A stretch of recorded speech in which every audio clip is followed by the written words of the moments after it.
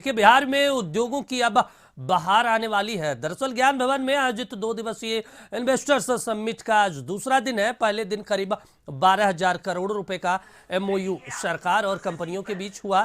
सरकार ने सभी ग्लोबल के साथ 274 करोड़ का एमओयू साइन किया। वहीं कोमल प्राइवेट लिमिटेड के साथ 105 करोड़ का, वहीं फूड प्रोसेसिंग यूनिट में कुल 800 करोड़ रुपए के निवेश पर हस्ताक्षर किए गए। बता दें, इन्वेस्टर्स समिट में देश और विदेश की बड़ी कंपनियां शामिल हुई हैं। 16 देशों के प्रतिनिधि भी इस समिट में शामिल हुए हैं। सरकार की तरफ से निवेशकों को गारंटी दी गई है। गारंटी सुरक्षा, सुविधा और हर संभव मदद करने का है। वहीं मंत्रियों ने उद्योगपतियों को भरोसा दिया कि आप बिहार में इन्वेस्ट कीजिए, सरकार आपके साथ हर कदम पर खड़ी है। समिट का गुरुवार का दूसरा दिन है। उम्मीद की जा रही है कि हजारों करोड़ रुपए के निवेश पर आज भी हस्ताक्षर किए जाएंगे।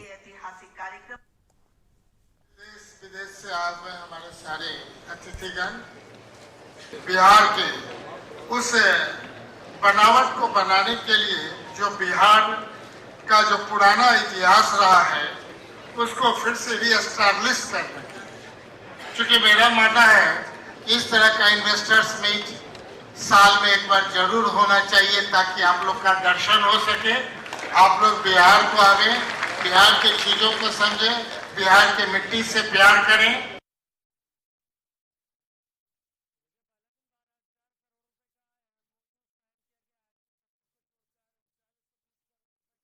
इस टाइप के प्रोग्राम करने से मुझे डेफिनेटली लगता है लोगों का जो एक परसेप्शन बिहार को लेके है वो जरूर चेंज होगा।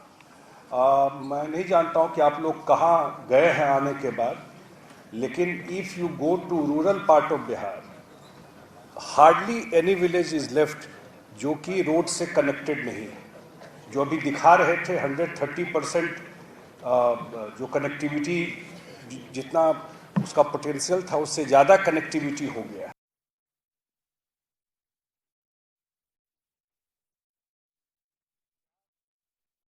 7200 मेगावाट तक इस बार गए हम लोग, 7,200 मेगावाट, और आगे भी इसकी क्षमता का विस्तार करने जा रहे हैं। हम लोग करेंगे, पावर की भी कोई कमी नहीं है, और मैन पावर तो ही है, कोई बात ही नहीं। तो इसीलिए उसकी चिंता करने की जरूरत नहीं है। आइए, आप सब आमंत्रित हैं, आइए हमारे यहाँ अधिक से अधिक इन्वेस्ट कीजिए और अधिक से अधिक आपको सहायता सरकार की ओर से मिलेगी।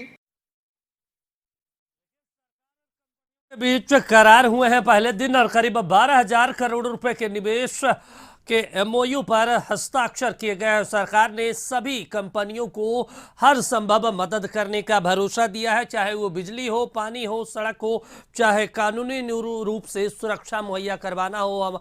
हर एक पहलुओं पर नजर डाला गया और हर एक बिंदुओं पर मदद करने का सभी उद्योगपतियों को भरोसा दिया गया। तो देखिए, कई सेक्टर की कंपनियों ने बिहार में उद्योग की संभावनाओं को देखते हुए, लेबर की संभावनाओं को देखते हुए, कर्मचारियों की संभावनाओं को देखते हुए निवेश करने का प्रस्ताव रखा। और आपको बता दें कि सरकार और कंपनियों के बीच कई एमओयू भी हस्ताक्षर किए गए हैं और आज दूसरा दिन है। आज भी हजारों करोड़ रुपए निवेश होने की बात कही जा रही है। हालांकि आपको बता दें कि तमाम बिहार सरकार के कल मंत्री मौजूद थे और उन्होंने अपने अपने तरीके से अपने अपने क्षेत्रों की बात की और उन्होंने कहा कि बिहार में अभी अधिक संभावनाएं हैं, चाहे बिजली की हो, जमीन के को लेकर हो, पानी को लेकर हो, सुरक्षा को लेकर हो, हर संभव सरकार इन कंपनियों को मदद करेगी। वो बिहार में आए। बिहार का जो विकास है वो लगातार हो रहा है और उस दृष्टिकोण से यहाँ पे अधिक संभावनाएं हैं उद्योग लगाने के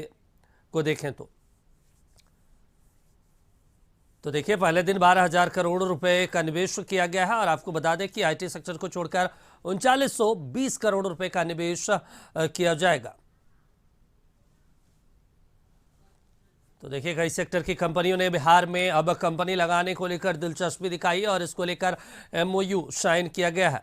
तो पटना से बड़ी खबर, और आज भी इस खबर पर नजर बनी रहेगी हमारी, क्योंकि लगातार जो है बिहार को बदलने की दृष्टिकोण से सरकार काम कर रही है और इसी के तहत 2 दिवसीय इन्वेस्टर समिट का आयोजन किया गया। और पटना से हमारे सहयोगी गौतम लाइव जुड़ गए हैं। गौतम, बिहार सरकार कहे तो एक तरफ रोजगार देने का काम कर रही है शिक्षक भर्ती निकालकर, दूसरे तरफ उद्योग लगाने के दृष्टिकोण से 2 दिवसीय समिट का आयोजन किया, और जिसमें कल भी 12,000 करोड़ रुपए के एमओयू साइन किए गए और आज भी हजारों करोड़ का साइन होने के आसार हैं। क्या बिहार को बदलने के दृष्टिकोण से या बिहार में अब आने वाले दिनों में उद्योग लगाने के दृष्टिकोण से यह कार्यक्रम आयोजन किया गया? कल क्या कुछ हुआ गौतम?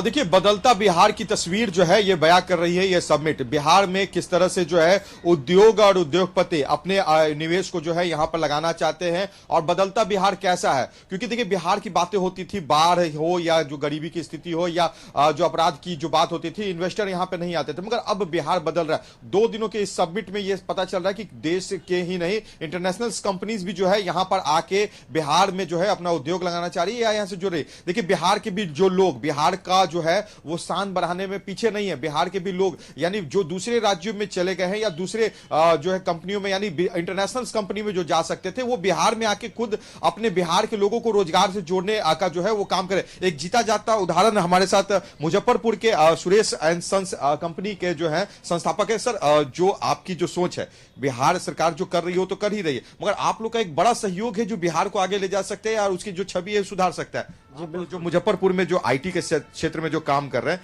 कैसे सोच वो हुआ? जी बिल्कुल, कोरोना के टाइम में हम लोग बाहर थे, तो बहुत सारे इंडियंस लोग के रिश्तेदार सगे संबंधी गुजर गए, उन्हें काफ़ी अफसोस हुआ। और उसमें हमारे बिहार के बहुत लोग थे जिन्होंने बताया कि हम तो भाई घर नहीं जा पाए। तो फिर हम लोग वापस आए और हमने अपना मन बनाया कि नहीं, हम लोग जो करेंगे बिहार में ही करेंगे। कि एक चीज और भी जानना चाहूँ अपने दर्शकों को, मैं आपके माध्यम से जानना चाहूँगा, आप किस सेक्टर में काम कर रहे हैं और क्या कुछ अब बिहार में? हम लोग VLSI में सेमीकंडक्टर में काम कर रहे हैं। पूरे देश में होड़ लगी हुई है सेमीकंडक्टर इंडस्ट्री की। हम लोग पिछले 3 साल से मुजफ्फरपुर में दिसंबर 2020 से काम कर रहे हैं, और हम लोगों ने एक नया आयाम दिया है बिहार को। और इसमें हमने बिहार के लोगों को चुना है कि जो इंजीनियर्स बाहर ना जाए, वो अपने घर में काम करें, और उन्हें जितनी सैलरी बैंगलोर और हैदराबाद शहरों में मिलती है, सेम सैलरी बिहार में मिले। और हमारे यहाँ लोग खुशी से आ रहे हैं, और कुछ लोग तो अभी बैंगलोर से रिजाइन देके या अन्य राज्य के लोग भी हमारे साथ जुड़ रहे हैं। एक बात यहाँ पे ये होती कि बिहार में आईटी सेक्टर डेवलप नहीं हुआ। चिराग पासवान बिहार के एक लीडर हैं, वो कहते हैं कि बेंगलोर में क्यों गए, और बेंगलोर के लोग अगर बिहार आ रहे हैं, आप आईटी के क्षेत्र में मुजफ्फरपुर जैसे जगह में अगर काम कर रहे हैं, तो कितना लगता है संभावना है जो इस क्षेत्र में सरकार का अगर और सहयोग हो या खुद इन्वेस्टर जो इस तरह के आ रहे हैं अगर आए, तो कितना ये आगे बढ़? 100% संभावना है, इसमें कहने की बात नहीं है। क्योंकि देखिए, अभी जो हमारे एडिशनल सेक्रेटरी हैं संदीप पौंड्रिक सर, वो तो ऐसे भी अगर कोई कंपनी उन्हें एक बार फोन कर दे कि सर हमें ये दिक्कत है, तो वो आराम से सुनते हैं। कमियों कुछ गिनाएंगे जो कमियां हैं जो सेक्टर में आने वाले लोगों को दिख रही होगी? कमियां तो हर जगह होती है, लेकिन अभी तो हम लोग इस पे काम कर रहे हैं और हमने बहुत कमियों को दूर किया है। सबसे पहली कमी तो ये थी कि हमारे यहाँ नौकरी नहीं था। एक आयाम हमने तैयार किया, शेरपुर गांव ग्राम पंचायत है मुजफ्फरपुर में, मुसहरी ब्लॉक में, वहां पे हमारी कंपनी है। तो अब ग्राम पंचायत एरिया में एक सेमीकंडक्टर कंपनी है, राज्य के विभिन्न क्षेत्रों से लोग आ रहे हैं, देश के अलग अलग राज्यों से लोग आ रहे हैं। IBM, माइक्रोसॉफ्ट जैसी जो चिप बनाने वाली कंपनी, उन चीजों को मुजफ्फरपुर में करने की सोच आपने लाया, तो कुछ लगा, चिंता हुई कि लोग जुड़ेंगे नहीं जुड़ पाएंगे? चिंता तो हुआ था, चिंता हुई, मतलब बेशक होगी, लेकिन जैसे मैं और मेरा भाई 2 आदमी थे हम लोग, और कुछ हमने तमिलनाडु के लड़कों को, मतलब जो हमारे साथ काम करते थे, उन्हें मैंने अपना प्रोग्राम बताया कि भाई मैं बिहार में कर रहा हूँ, तो बिहार के तो वो लोग साथ आने के लिए तैयार हो गए। एक छवि बदली हुई है बिहार की, जो लॉ एंड ऑर्डर को लेकर हो या जो कुछ ऐसी समस्याएं जो लोगों को झेलना पड़ता था यहाँ पर। बिहार की छवि तो बदल चुकी है, और मतलब एक होता है ना कि हर चीज का एक पॉइंट होता है, थ्रेशोल्ड पॉइंट, कि हम अब कितने दिनों तक, अब बिहार को डेवलपमेंट के अलावा और कुछ चाहिए ही नहीं। और ये अगर कोई कुछ बोलता है, नहीं, सरकार मदद के लिए खड़ी है, नीतीश कुमार हो या तेजस्वी यादव हो या हमारे जो भी बिल्कुल नेता गौतम, मंत्री लेकिन हैं, एक यहाँ पे बड़ा सवाल है कि लगातार बिहार में कानून व्यवस्था को लेकर सवाल उठते रहे हैं, और दूसरा कि पूर्व की जो बीजेपी और जेडीयू की सरकार बिहार में रही, उस दौरान सुशील कुमार मोदी जब उप मुख्यमंत्री हुआ करते थे, वो कहते थे कि बिहार में जमीन नहीं है। तो ऐसे में कितना महत्वपूर्ण हो जाता है सरकार को इन जो उद्योगपति हैं उनके लिए जमीन मुहैया करवाना। और एक सवाल आपसे रहेगा, राज्य सरकार की तरफ से जो निवेशकों को मदद करनी चाहिए, जमीन एक बहुत बड़ा मुद्दा होता है, जो दूसरे राज्य से आके अपना इन्वेस्ट यहाँ पे करें, उन्हें इस पॉलिसी को लेकर आप लोगों की क्या कुछ सोच है?